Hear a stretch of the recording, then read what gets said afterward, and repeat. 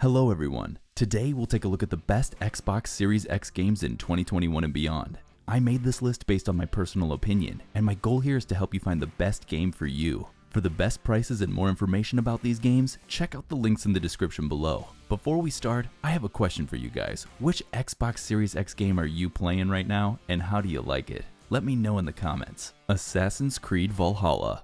Like Assassin's Creed Odyssey and Origins before it, Assassin's Creed VALHALLA continues the series' trajectory into a full-fledged open-world RPG. VALHALLA is the third-person open-world adventure featuring stealth action and lots of murder. The game features two storylines. One is set in the modern day, and the other storyline is the one you spent 95% of the game playing, is set around 875 AD. It's been an impressive showcase for the Xbox Series X, playing in 4K and a near constant 60 frames per second. Once in the Animus, which is a device that allows people to relive the lives of people from the past using their DNA memories, you take on the role of Eivor. Players can choose to control a male Eivor or a female Eivor, and take a third option that alternates between the two. Both work great because the game is written to support both genders, and it's never featured in any quests or dialogue. The game begins in Norway, where the players first lead Eivor on a quest for revenge. Soon the game is about politics. Eivor and his stepbrother Sigurd become fed up with the king and his decisions about how to rule.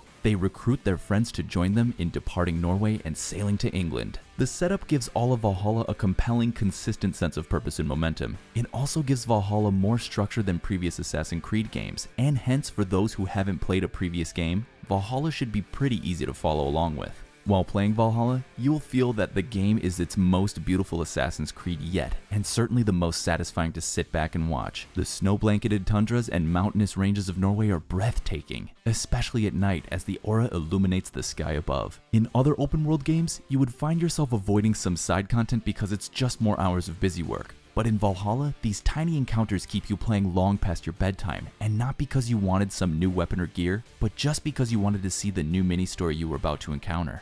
Valhalla also deviates from some of the tedious aspects of Origins and Odyssey with its streamlined loot system. While you do find new gear and weapons in the game, it's much more limited. The key benefit of this change is so you won't spend dozens of hours fiddling with inventory management, allowing you to focus on gear you like and level it up using materials you find in the world. Overall, this might not be what longtime fans who miss the more stealth-oriented games wanted, but for those looking for a big open-world game that isn't boring, there aren't many more options better than Valhalla. The Art of Gears 5. Microsoft Gears 5 is one of the 30+ titles that has received an optimization update for Xbox Series X. After spending a few hours with the game across its campaign, multiplayer, and horde modes, it's clear that the extra horsepower of Microsoft's monolithic console has helped improve performance and consistency of the experience. Gears 5 looks better than ever on Xbox Series X, especially in its cutscenes. The close-up shots of Marcus, Phoenix, and Kate display a stunning level of quality and detail, down to the wrinkles and the imperfections of their skin. This really helps hammer home some of the sequences when a character is communicating something emotional and impactful. In terms of load times, it took about 5 seconds to get into the action from the main menu for the campaign, and respawning after death takes even less time, which is very nice considering how often you may die in this game, especially at the higher difficulties. On the cooperative multiplayer side, characters get new abilities so that they can each play a little differently, and the game has grown significantly, with free battle pass-like system, hero shooter-inspired characters, and other improvements that are all welcome evolutions for a 13-year-old franchise. Quick play includes a bunch of different game types that fit the Gears framework while pushing you to play a little differently in every match. You can also buy new weapons in between each round, and also includes customization items you can grab by spending money on premium currency.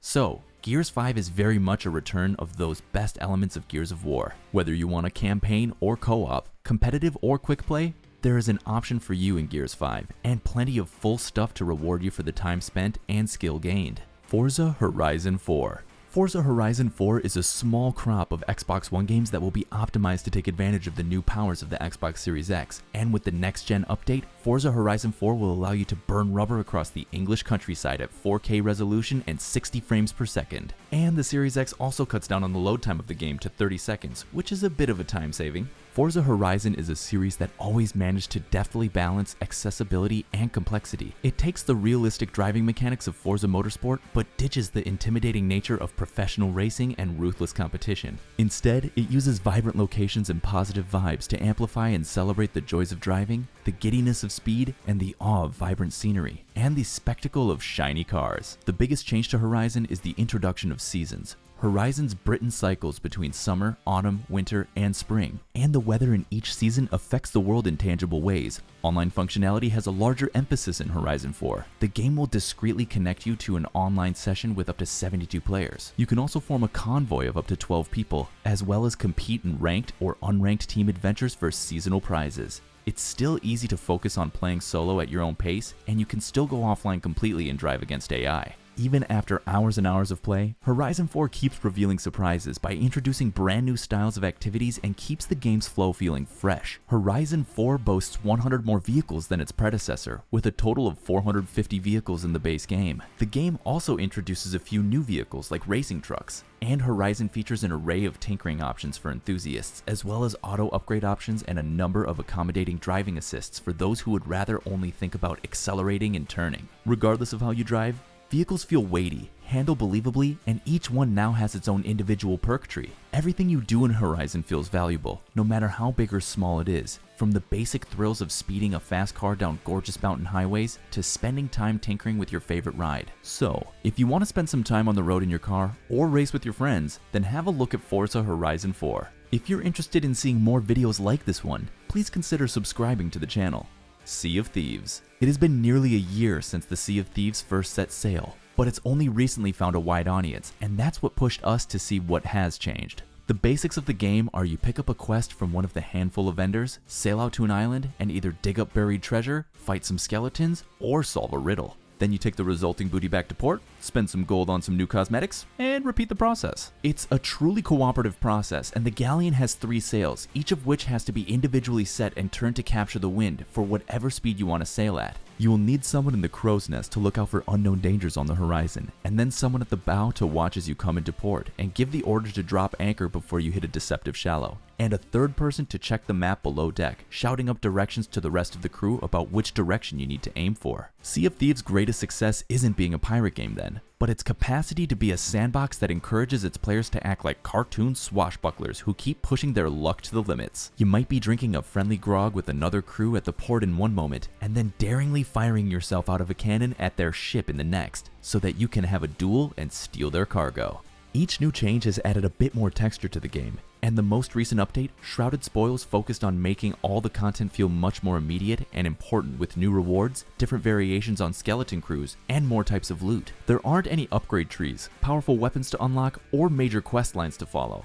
That can be baffling for some, but there's a respectable adherence to design philosophy behind that, and every pirate spends the entire game on even footing. All that said, Sea of Thieves manages to push the pieces into place far more often than not, and dependably manages to inspire its players to play along with the pirate magic that keeps everyone engaged. Resident Evil Village. Village is one of the best entries into the Resident Evil franchise in quite some time. It's also a great showcase for detailing how much better the next generation HDR gaming can look on the Xbox Series X. The entire game takes place in a first-person view, intentionally pushing the horror aspects of the Resident Evil universe more than the main entries. This also makes the game's story much more personal than the other Resident Evil titles. The village setting is one of the game's strongest selling points, looking like the designers have carbon copied it from the mind of Bram Stoker. There are gothic towers, skulking werewolves, and even vampires on show. It's particularly effective due to the next generation graphics on display, and the added sharpness and post 60 frames per second gameplay make the game really come to life. While Village feels a lot like Resident Evil 7 at first, Capcom has made a few key changes that result in a noticeably bigger focus on combat, rather than sneaking. But at the basic level, it's the same. The gameplay takes place in a first-person perspective and tasks you to explore the village, which is split into various small territories owned by one of Miranda's 4 lords. The challenge is surviving the hordes of hostile monsters in each area, while simultaneously finding ways to unlock doors or obstacles blocking your path using weapons, tools, and the keys you find along the way. Like all Resident Evil games, the weapons range from basic handguns and shotguns to more powerful magnum hand cannons and grenade launchers, each of which come with findable attachments to improve their core stats. And healing is handled by herbs and medkits, and there is a robust crafting system that lets you create key items such as ammunition.